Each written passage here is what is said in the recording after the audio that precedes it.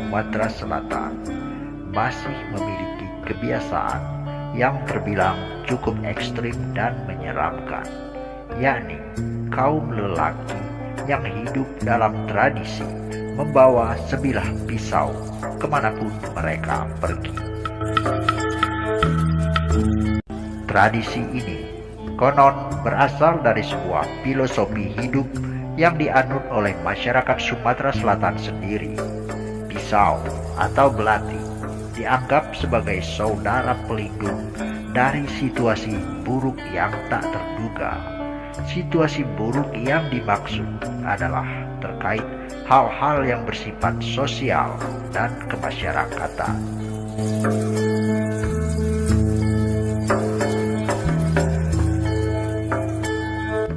Orang tua di Sumatera Selatan, khususnya di wilayah Hulu, di masa lalu telah menciptakan sebuah adagium yang berbunyi, "Endikan didului, lebih baik dului."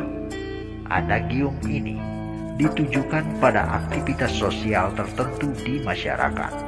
Secara harfiah, adagium itu juga memiliki konteks yang mengikat pada suatu kondisi, yakni permusuhan antar individu.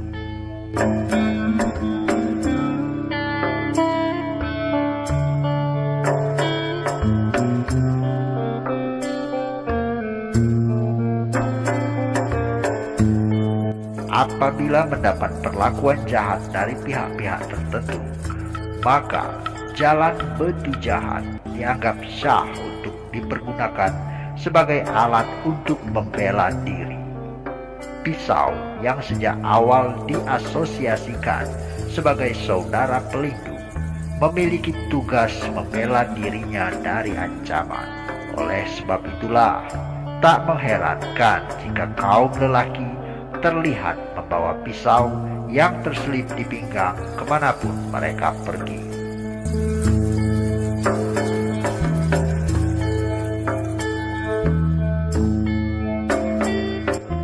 Secara umum, ada 3 jenis pisau khas Sumatera Selatan yang dipergunakan oleh masyarakat sebagai alat menjaga diri atau alat betu jahat.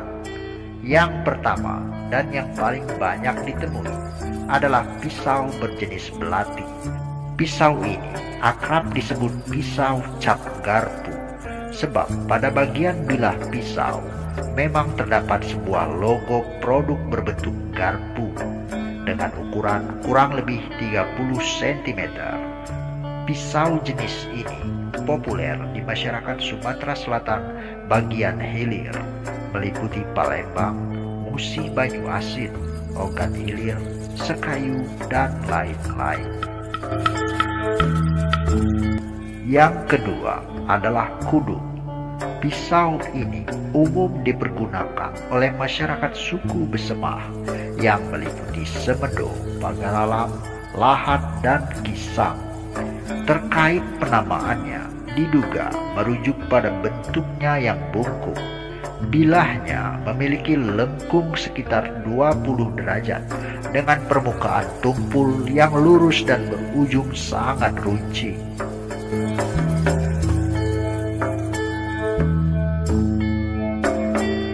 Yang ketiga adalah skin atau akrab disebut pisau rabai ayam.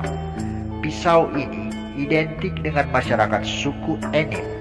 Penamaan rabai ayam pada pisau ini merujuk pada bentuknya yang memang menyerupai bulu ekor ayam jantan.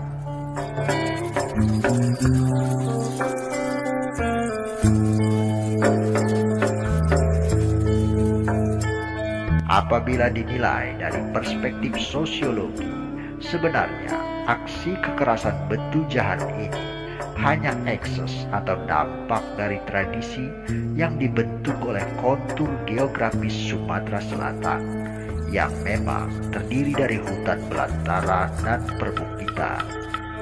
Di masa lalu, saat aktivitas pembukaan lahan untuk berkebun dan berladang kerap menciptakan konflik antara manusia dan hewan-hewan buas. Kondisi inilah yang kemungkinan besar mendorong terbentuknya tradisi membawa senjata tajam di setiap aktivitas. Namun seiring waktu, penambahan populasi dan jumlah penduduk, serta tradisi yang tak mampu diadaptasi dengan baik ini, membuat pisau menjadi alat penyelesai konflik antar individu. Kebiasaan ini akhirnya memunculkan stigmatisasi buruk bagi masyarakat Sumatera Selatan.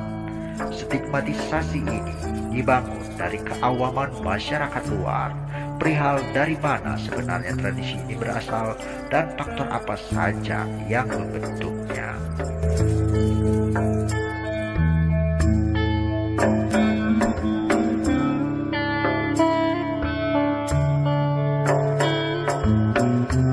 Nah, demikianlah sekelumit ulasan singkat tentang tradisi tujah atau betujahan yang identik dengan masyarakat Sumatera Selatan. Tentu saja pada era masa kini, tradisi tujah atau betujahan yang terpicu oleh kebiasaan membawa senjata tajam ini harus mulai ditinggalkan. Sebagai sebuah hasanah pengetahuan, tradisi dan adat istiadat memang baik untuk dipertahankan.